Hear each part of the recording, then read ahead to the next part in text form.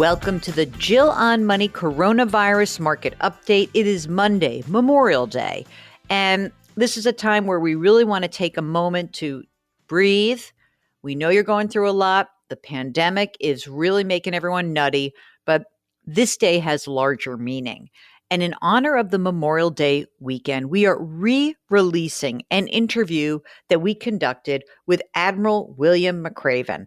And if you missed any part of it, go check your feed, go on the website at jillonmoney.com, because it's such a real inspiration to hear this man speak.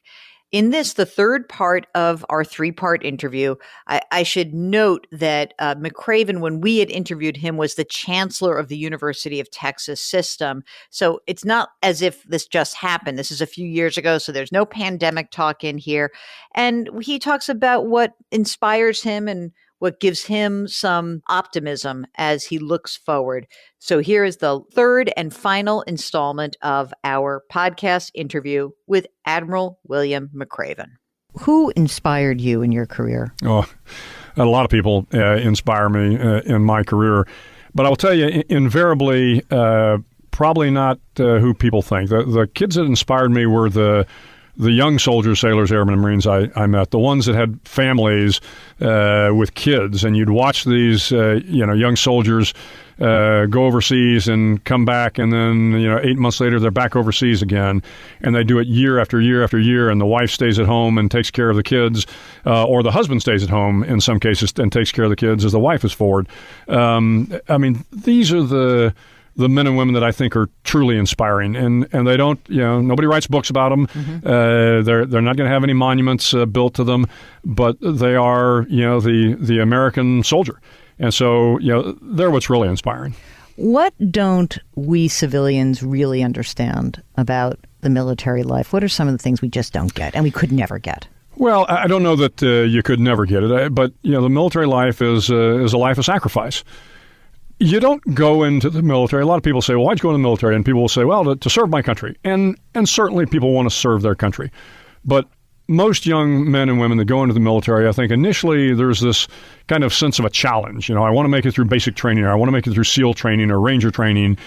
And then there's a little sense of adventure. You go from a challenge to an adventure, and now, you're in the SEALs. And in my case, you're traveling around the world, you're jumping out of airplanes, you're locking out of submarines. You have this adventure, and then at some point in time in your career, it kind of becomes a profession. But then after that, it becomes a calling. And that's really kind of when you hit your peak. For me, the calling really came after 9/11. What I saw with the young men and women that came in right after 9/11 was, they jumped, my 26 years, and within a short period of time, they had gone from the challenge, the adventure, the profession to a calling. And that calling required sacrifice. And so it's just hard to appreciate the sacrifice of these young soldiers day in and day out, going on combat missions, year after year deploying, every couple of years moving their family from one geographic location to the next, and now their kids have got to make new friends in school. These are the sacrifices, but I will tell you, almost any soldier you talk to will tell you that they are happy to sacrifice that they love the job they're doing, they're proud to serve this nation, and so we're happy to bear that burden and bear that sacrifice. You talk about rising to the occasion, and I feel like, you're in this dangerous place, and you're trained in a certain way. You are going to rise to the occasion, but how do civilians rise to the occasion in your lives? How do you see that playing out? Yeah, sometimes I think it's just something deep, deep inside that comes up when a dark moment occurs. I don't know that you can plan for it. I don't know that you can prepare for it. I don't know that even the soldiers I've met fully prepare for it. When you lose a loved one, I don't care whether you lose them on the battlefield or you lose them in a car accident or they die of cancer. You find out really who you are in those dark moments. And I think we all have it inside us. And the point of the book is, you don't have to be a superhero to rise to the occasion. But dig deep. It's in there. And the people around you are going to need you to rise to that occasion when bad things happen. So this is more of a hope that people that read the book will realize that they have it within themselves to be this person when difficult things happen. In your career, as you look back, were you able to identify people who you said, that guy, that woman, that's a leader? Absolutely. Easily? Pretty easily. Yeah. And what are some of those attributes that would make you poised to be a leader? Yeah, they are generally people persons. They understand how to build a team, as we talked about. They recognize that it's not about them. They are kind of a servant leader. I mean, I think the great leaders are servant leaders. I love this saying from Pope Francis that, a shepherd should smell like his sheep. And I think, we have learned that in the military, that great leaders are the ones that are out with the troops. And I don't care whether you're a non-commissioned officer, to be a great leader, you've got to be out. You've got to suffer the hardships. You have to lead from the front, as we say. Sometimes leading from the front is literally jumping out of the airplane first. Sometimes leading from the front is being the last in the chow line to get chow. But leading from the front means setting the example and doing the difficult things. You don't have to be the best at everything. In fact, great leaders are rarely the best at everything. But they've got to respect the people that work for them. They've got to be able to build the team around them.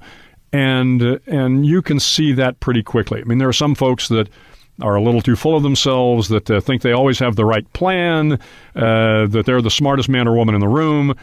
Those people you have to be a little bit careful of. Now, every once in a while, they turn out to be great leaders as well, but I tell you, more times than not, it's that man or woman who knows how to build a team, who is the servant leader, who respects the people that work for them, and who sets the example and does things that are moral, legal, and ethical.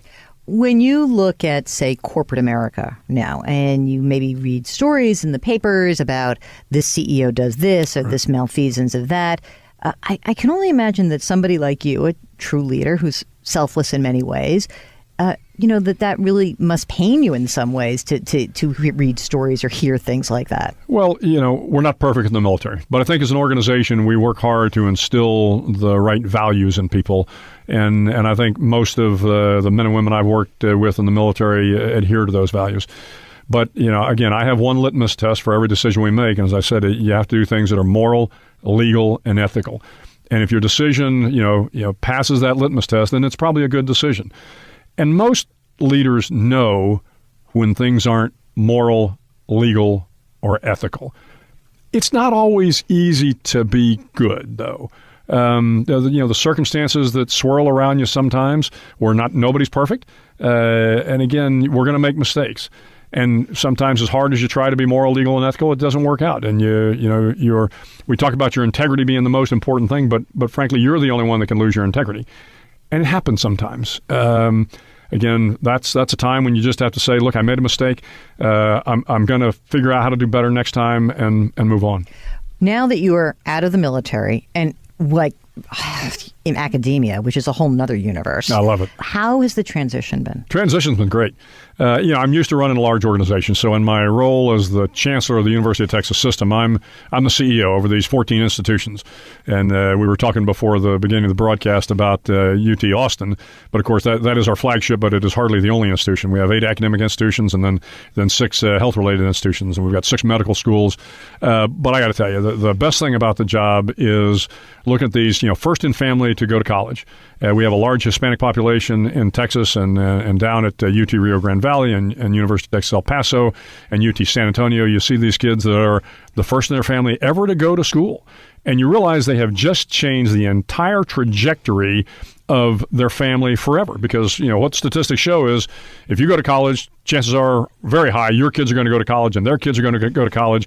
And everything about going to college, frankly, makes you a better person. Statistically speaking, not only do you make more money, but you're less likely to be racist and bigoted, and you're going to be healthier. Everything about spending time on a college campus is actually good for human beings. Okay, that's it for the podcast. I hope you enjoyed this. I just think this guy is so amazing. Go buy his book, Make Your Bed. Maybe you've got a graduate in the house. This is a perfect book for that graduate, so go get that.